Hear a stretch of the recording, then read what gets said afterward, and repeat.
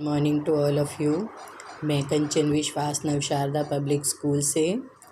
जैसे कि मैं आपको पहले नेताजी का चश्मा, बाल गोविंद भक्त, लखनवी अंदाज, मानवीय करुणा की दिव्य चमक, ये सारे अध्याय आपको करा चुकी हूँ और इनके मैंने प्रश्न भी आपको एक वीडियो के अंदर बताए हैं। और आज मैं थोड़ा सा आपको कि जैसे मल्टीपल चॉइस का आपका क्विज़ होना है, तो मल्टीपल चॉइस या हम इनको जैसे हिंदी में बहुविकल्पीय प्रश्न भी कहते हैं, तो वो कैसे होते हैं। जैसे मान लो आपका प्रश्न पूछा गया है कि नेताजी का चश्मा जो अध्याय है वो किसने लिखा, तो इसमें आपको 4 ऑप्शन दे दिए जाएंगे, 4 विकल्प दे दिए जाएंगे। जैसे मान लो पहला विकल्प है प्रेमचंद्र, फिर बी विकल्प है स्वयं प्रकाश, सी है हवलदार साहब और डी है कैप्टन।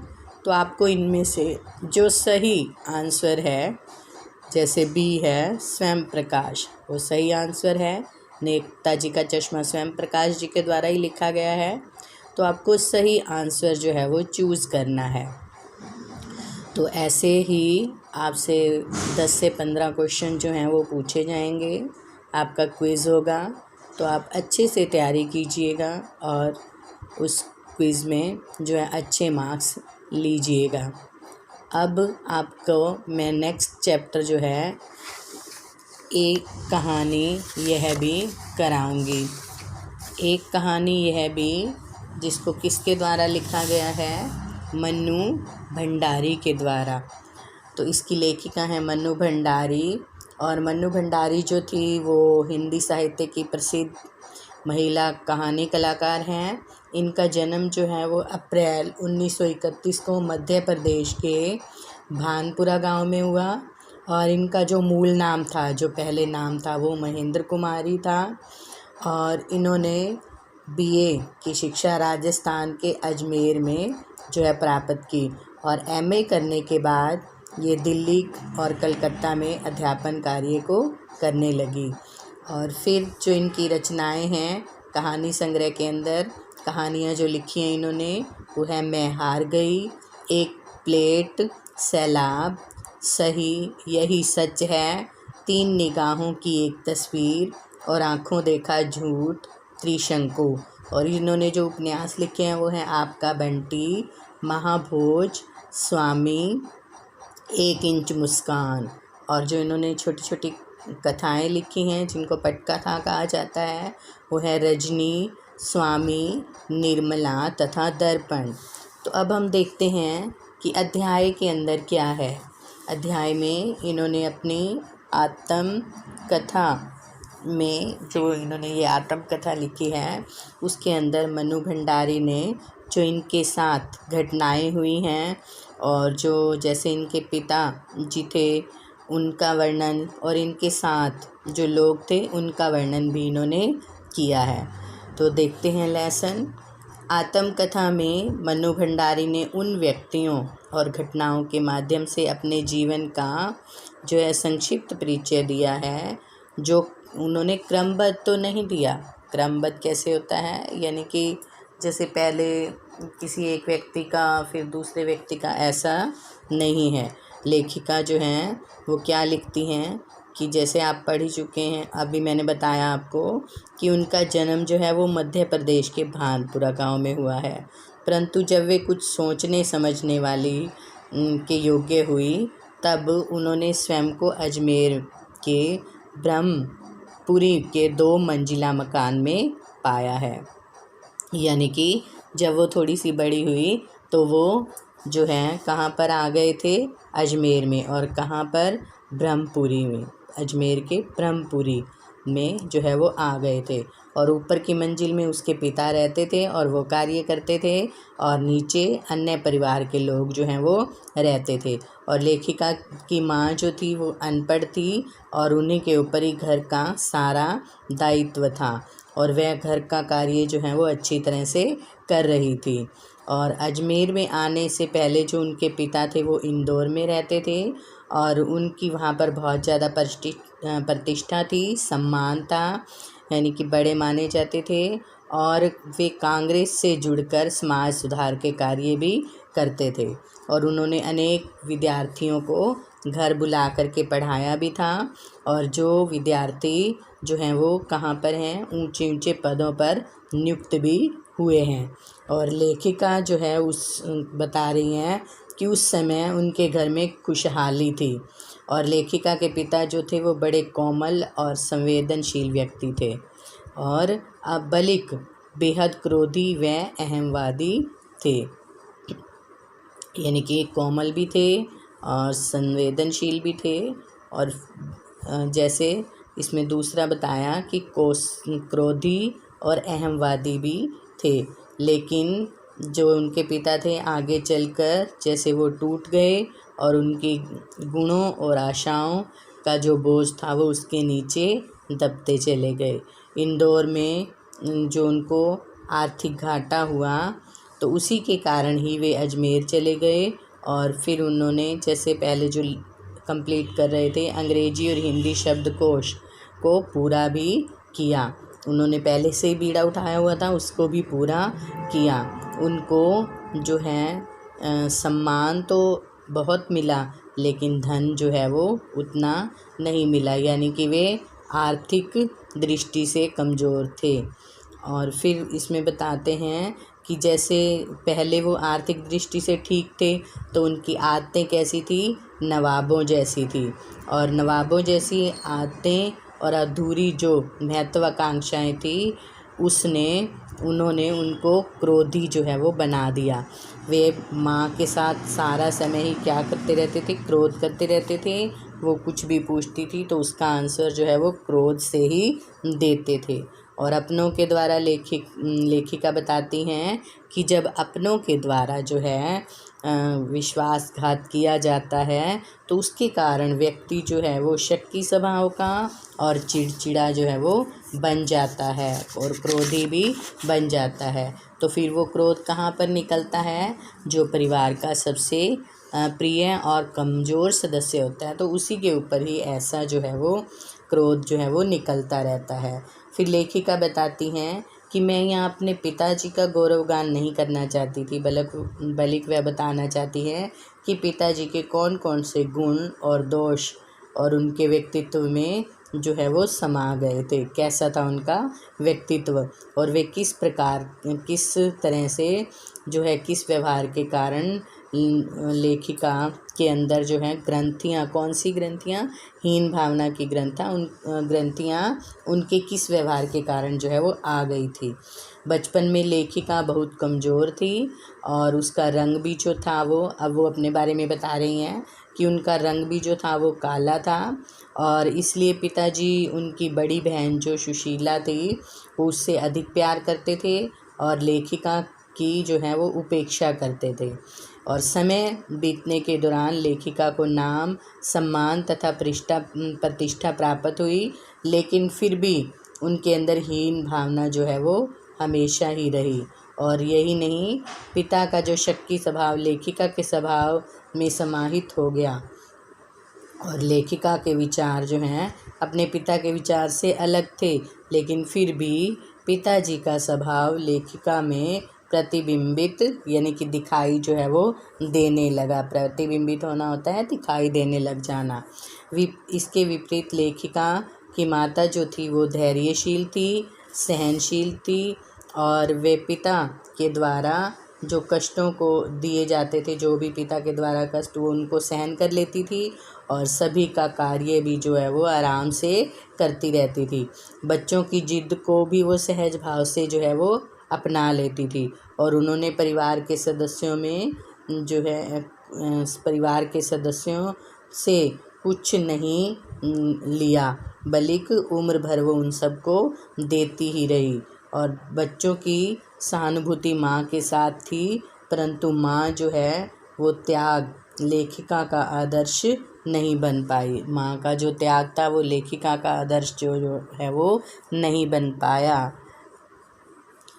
उसके बाद लेखिका क्या बताती हैं कि लेखिका जब अपने आरंभिक जीवन का परिचय देती है तो वो कहती है कि वो अपने 5 भाई बहनों में सबसे छोटी थी और उसने अपने भाई बहनों के साथ घर में बड़े आंगन में बाल अवस्था को जो है बाल अवस्था के खेल खेले थे।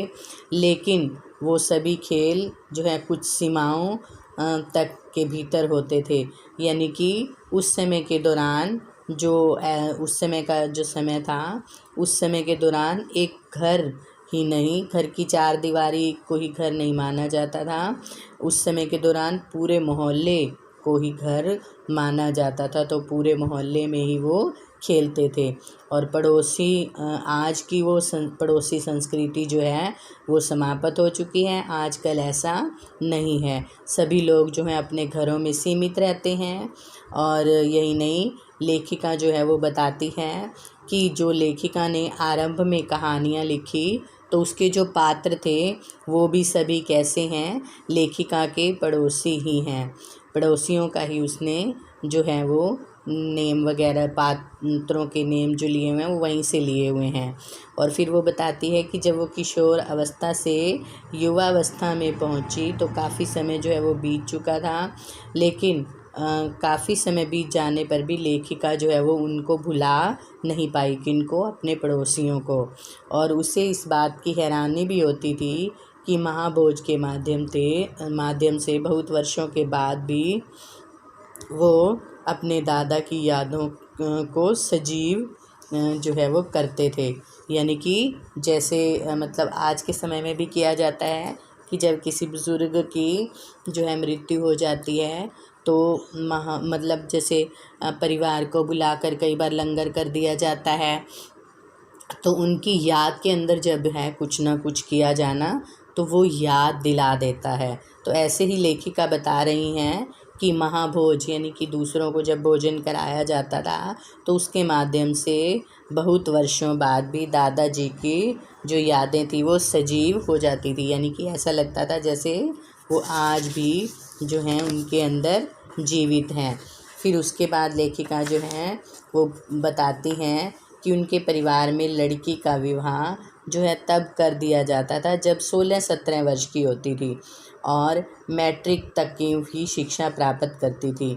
बड़ी बहन सुशीला जो है उनका सन 1944 में इस आयु को उन्होंने प्राप्त कर लिया था और उनका विवाह जो है वो कर दिया गया था और वो कलकत्ता चली गई थी। और दोनों बड़े भाई जो हैं वो पढ़ाई करके बाहर चले गए थे। अब लेखिका जो है वो अपने घर में अकेली ही थी। और यही नहीं, अब जैसे उनका अस्तित्व जो है वो सामने आने लगा और उनके पिता का ध्यान भी उनकी ओर जो है वो होने लगा। और पिताजी रसोई घर में जैसे जो काम करता रहा तो रसोई घर को वो क्या कहते थे, भटियार खाना। और वो नहीं चाहते थे कि लेखिका जो है वो रसोई के कार्यों में लगी रहे, वो चाहते थे कि लेखिका जो है वो उन्नति करे, लेखिका लेखन के कार्यों को करे। तो इसीलिए लेखिका को उस रसोई खाने से यानी कि खाना बनाने से दूर भी रखना चाहते थे। और वो लेखिका के पिता जो है वो कहते थे कि अगर वो रसोई में ही काम करती रहेगी तो उसकी प्रतिभा और क्षमता का जो उसके अंदर है कुछ करने की जो ललक है उसका विकास नहीं हो पाएगा। तो लेखिका को घर में होने वाली विभिन्न जो दलों की भैंस होती थी, जैसे उस समय कौन सा दौर चल रहा था, उस समय के दौरान जैसे स्वतंत्रता का दौर चल रहा था तो अनेकों जैसे उनके घर में विभिन्न दलों की बातें होती रहती थी, तो वो भी सब उसको सुनने को मिल जाता था। और जब भी चाय नाश्ता लेकर वह पिताजी के पास जाती तो लेखिका को जो है जैसे लेखिका को पहरा सुनने के लिए वहीं पर बिठा लेते थे, यानी कि जो उस समय के दौरान हो रहा था वो सुनाने के लिए वहीं पर बिठा लेते थे। और आंदोलन की पार्टियां जो थी वो लेखिका जो है वो उनको भी जान गई थी। लेखिका जो है वो फिर बताती हैं कि उनके मन में क्रांतिकारी और शहीदों ने जो बलिदान दिया था उनको लेकर के उसके मन में पीड़ा जो है वो बनी रहती थी। और 10वीं कक्षा तक लेखिका घर में होने वाली बहसों को सुनने के बाद अनेकों पुस्तकें भी पढ़ने लगी थी और 10वीं पार करके जैसे उसने फर्स्ट ईयर में दाखिला लिया, तब उसका परिचय जो है वो हिंदी की प्राध्यापिका मतलब लेक्चरार शीला अग्रवाल से हुआ। और लेखिका को साहित्य की दुनिया में उस समय जो है वो प्रवेश करवाया गया, यानी कि उस समय उसने प्रवेश किया। 2 साल बोलते बोलते लेखिका जैसे वो लेक्चर उनके सुनती थी प्राध्यापिका के, और जैसे 2 साल बीत गए, बीतने के बाद जैसे लेखिका ने प्रेमचंद्र, ज्ञानेंद्र, अजय, यशपाल, भगवती शरण वर्मा और दुनिया मतलब उन सब की बुक्स को पढ़ा था। और उन सब की बुक्स को पढ़ने के बाद उनके साहित्य को भी उसने जान लिया था। और जैसे इसमें लेखिका को उनकी रचनाओं से जैसे वो अत्यधिक प्रभावित भी हुई थी, और धीरे धीरे लेखिका की सोच में भी बदलाव जो है वो आने लगा था। अब उसकी सोच भी जो है वैसी ही होने लगी थी। और इस प्रकार लेखिका जो है शीला अग्रवाल से साहित्य के बारे में जो बहुत कुछ वो सीख गई थी। फिर शीला अग्रवाल ने लेखिका को साहित्य सीमाओं को बढ़ाया, और वहाँ उसके पिता द्वारा देश की स्थितियों के बारे में चलाए गए कार्यक्रमों में भाग लेने की शक्ति भी प्रदान की। ये सब मदद उसकी शीला अग्रवाल जो उसकी प्राध्यापिका थी उन्होंने की।